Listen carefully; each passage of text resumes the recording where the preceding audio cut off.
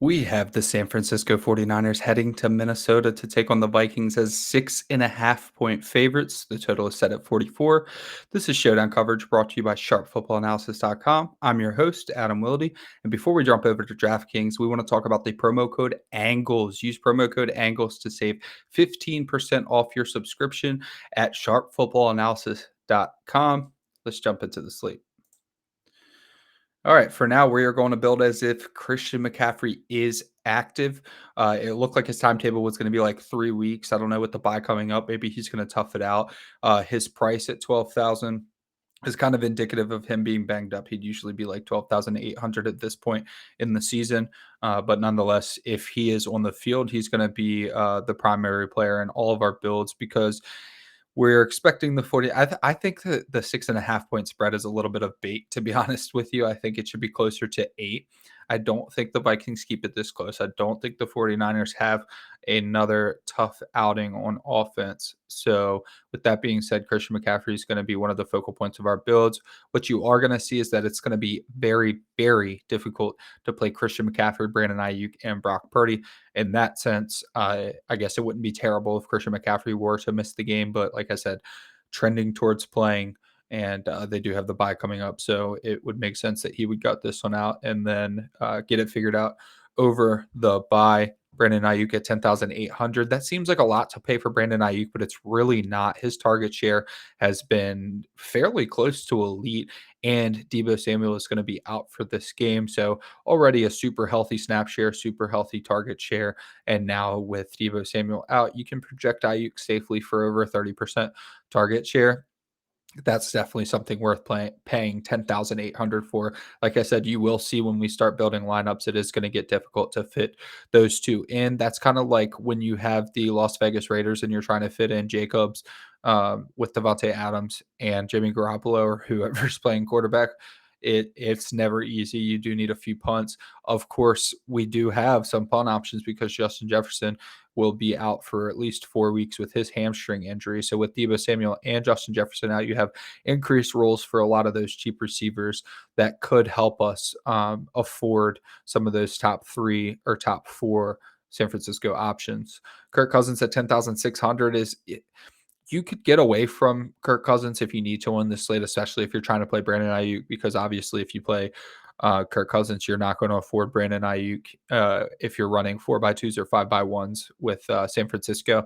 So you could get away from Kirk Cousins. Something that I've seen popping a lot in the optimizer is Kirk Cousins with like Brandon Powell, because you're not going to want to play Kirk Cousins by himself, but you are going to want to play him with somebody cheap so that you can afford at least 2 of the top options for San Francisco. So that's something that you're going to see a lot, maybe something that we'll explore, but it just gets your life gets so much easier when you omit Kirk Cousins, and you can tell yourself the story that San Francisco defense is absolutely incredible, and maybe Kirk Cousins doesn't get there, but it's really more of a pricing thing to omit Kirk Cousins out of your lineups. It's not so much a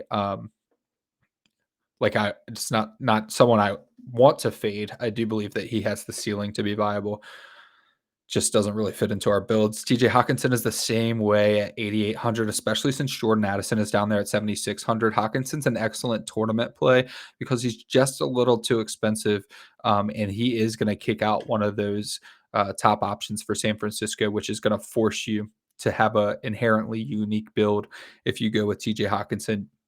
You are not going to be able to fit Kirk Cousins and TJ Hawkinson into a 4x2 with the 49ers. So, unless you're going to build around the Vikings keeping it close, then you're probably going to want to play TJ Hawkinson by himself. Once you play TJ Hawkinson with Kirk Cousins, you're going to have a tough time. The only thing that I could see doing in large field tournaments that would still allow you to go 4x2 is put TJ Hawkinson at captain, put Kirk Cousins in the flex, and then play your 49ers.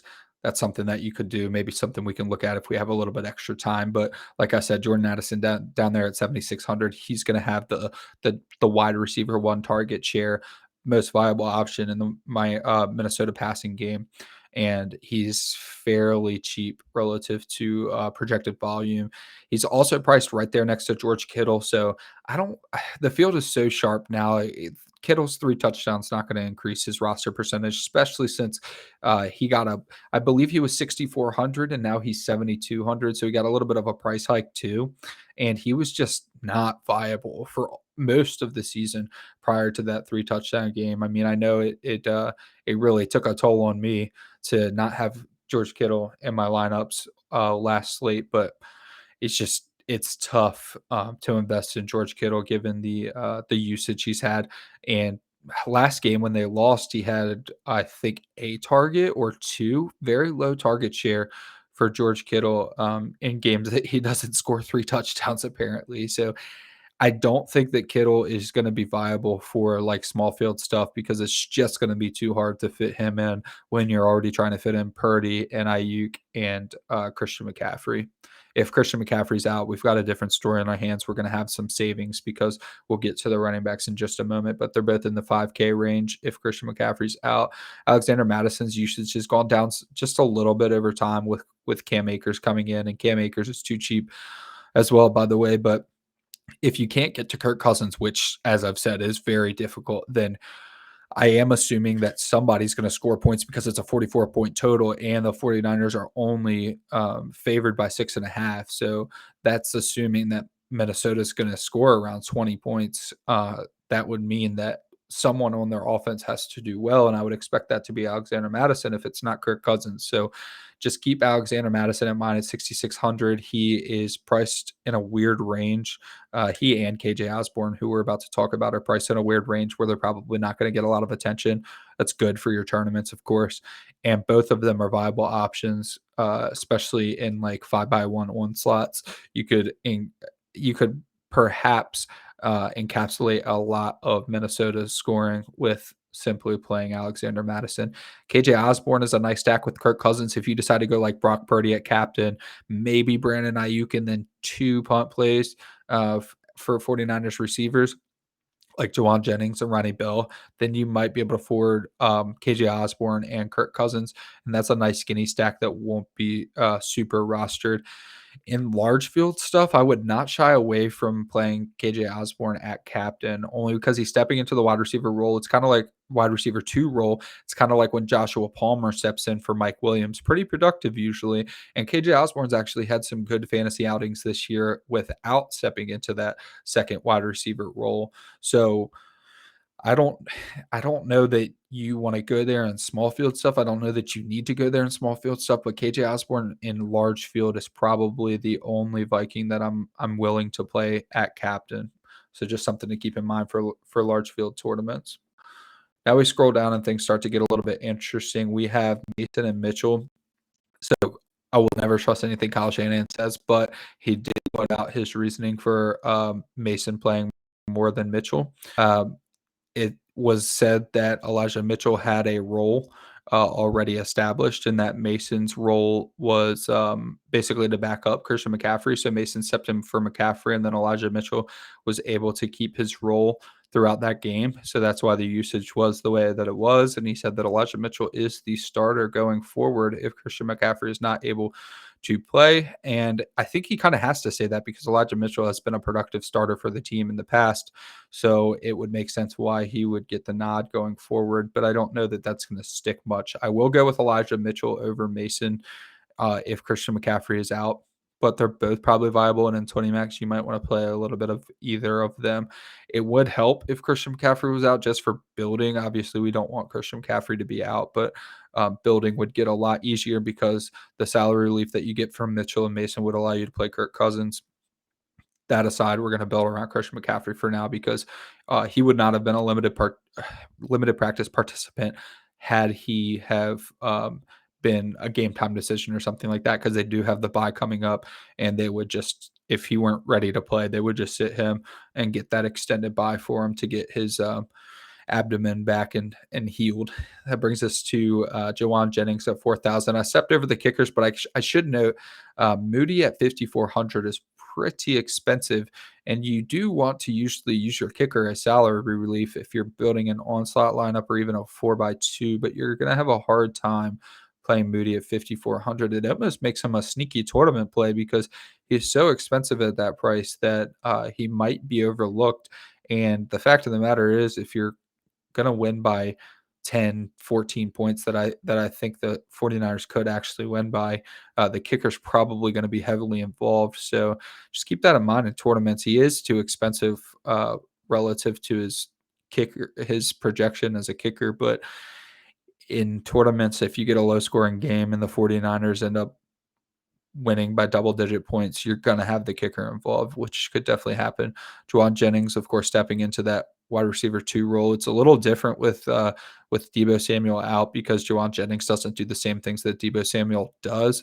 So you can't really project him for Deebo Samuel's usage. Really, all you can do is project Brandon Aiyuk for like over 30% of the targets. Jauan Jennings at 4,000 is a nice value, and he's a good punt play on a regular basis anyways, just because he could be good for like 2 catches for 45 yards and a touchdown, always inside his realm of possibility. So you probably need him, especially if you're going to go Brock Purdy at captain and play Brandon Aiyuk. You would want to go like Purdy, Aiyuk, Jennings, and maybe Ronnie Bell, who we'll talk about in a minute, something like that. That's what you're going to have to do to afford the players that you want to play. And you're probably going to miss out on Christian McCaffrey if you do that. So Brandon Aiyuk is so expensive that and everyone's going to want to play McCaffrey and Purdy. He's so expensive that his roster percentage might be pretty low just because people are going to have a tough time getting to it. You can't really play Aiyuk, McCaffrey, Purdy with one of them at captain and come away with a viable lineup that doesn't have multiple punts. So keep that in mind for Brandon Aiyuk. If you can fit Brandon Aiyuk in a lineup you're comfortable with that has all 3 of them, definitely go for it. Brendan Powell at 2,800, he's stepping into an increased role. He will be the wide receiver 3 in place of, I guess, KJ Osborne was the wide receiver 3 with Justin Jefferson involved. So Brandon Powell is going to look at something like 4 targets, probably 60-65% snap share. Great for 2,800. Great. Sign me up for that all day. And he was already getting some design stuff, so expect him to get 3-4 touches, which is plenty at 2,800, especially if you're going to be used in the red zone. Cam Akers, 1,800. Ronnie Bell. Skip over McLeod. I mean, in large field, definitely, because you're going to want to cycle through every viable 49er stack you can, but not someone that you need to consider in like small field, even in 20 max. Cam Akers, 1,800. He's going to get, 7, 8 touches. That's a lot for someone at 1,800. That makes him super viable. Even someone that you could punch into like a large field onslaught, you could run back Cam Akers and just hope he falls into the end zone, and that would be incredible at 1,800. Just something to keep in mind. If you just want to jam in every single viable 49er, you can run back someone like Cam Akers because Brandon Powell is even a little expensive for that. Ronnie Bell at 1,000 is pretty much the same boat as Ray McLeod. I think that Ronnie Bell is probably going to get the first crack at wide receiver 3 duties, but it's tough to say because McLeod's been around for a while. So they probably split it and the price is negligible. So, I mean, 1,200 is, I guess, not negligible, but once you get in that punt territory, it's like it's a toss up between the two. I guess just the hype around Ronnie Bell is going to give him the nod, but I feel like maybe you just go Ronnie Bell because you need the 1,800 because we do need salary help on this slate, but I can't give you like a firm nod on who I would prefer between McLeod and Bell. I will say in tournaments I do like McLeod a lot. Actually, I think that McLeod has won me a good bit of money on some different occasions when he's caught those long touchdowns, and I've just kind of chucked him into a lineup because he was a viable punt. So I guess I do give a little nod to McLeod, but it's so close between the two. If you fall into the territory where you need one of those two, I'm going to give the nod to McLeod, but I don't know that. I think that salary is going to dictate which one you pick more often than not. Let's go ahead and try to build some lineups like I showed you before. Here, I'll just show you. So if you put Christian McCaffrey at captain, Aiyuk and Purdy, you're going to be outside the territory of pretty much anyone viable. Even if I go down to, let's say, like let's try to do Brandon Powell, and you come back up here, you start to run out of real estate pretty quickly. So you've got Brandon Powell, Alexander Mattison to save you a little bit of salary, and you still only end up with 1,600 left, which means you could fit in like, there you go. Ronnie Bell decided the lineup. But here's the thing with this, like, so Christian McCaffrey at captain, Brandon Aiyuk, Brock Purdy, Brandon Powell, Alexander Mattison, Ronnie Bell. it's nice that you fit McCaffrey, Aiyuk, and Purdy into the lineup. That's fantastic. And if Alexander Mattison runs away with a lot of usage and Kirk Cousins isn't getting it done through the air, then this makes a lot of sense.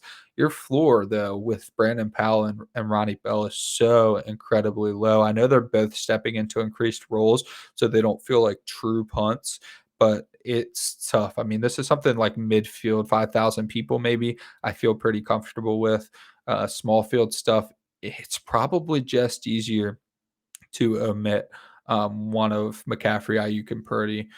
One thing I guess you could do is you could flip Purdy to captain, and we can see if this works out. Let's throw Purdy in captain, see how much money it leaves us.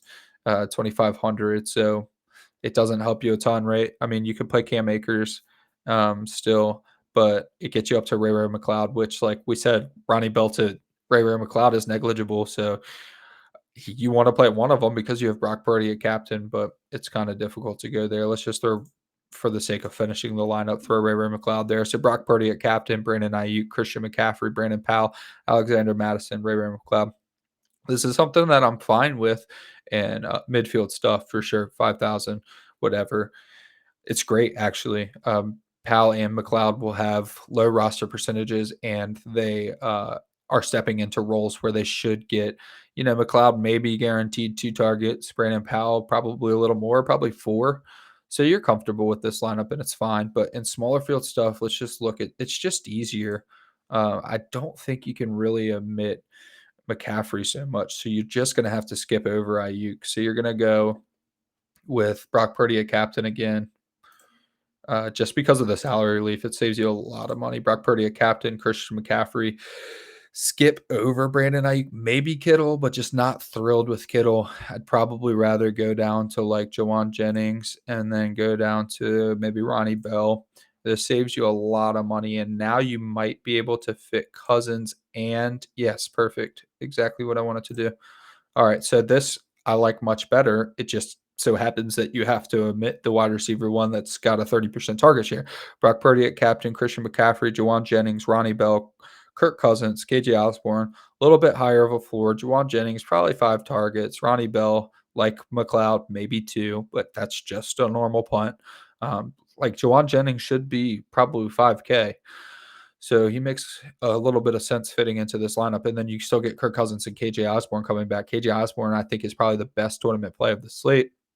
And then Kirk Cousins is just a viable, 20 points that could be 30, right? So solid floor, solid ceiling for Kirk Cousins fit into your lineup. You don't fit Aiyuk, but you get a nice little consolation prize. And just to show you, you can take Kirk Cousins out of this lineup and fit Aiyuk. So you Brock Purdy at captain, Christian McCaffrey, Jauan Jennings, Ronnie Bell, Brandon Aiyuk, and KJ Osborne. And you're running a 5x1 that's pretty viable. So you do get my favorite tournament play in your lineup by doing that. That's something you can do, something to consider. Just remember, if Christian McCaffrey is out, then we're going to go down to Elijah Mitchell and Mason, and then everything's going to get a lot easier. You can lock Purdy into every lineup. You can lock Jauan Jennings into every lineup. So that's going to do it for today. Thank you so much for watching. This has been Showdown coverage brought to you by sharpfootballanalysis.com, and we'll catch you next week. Peace.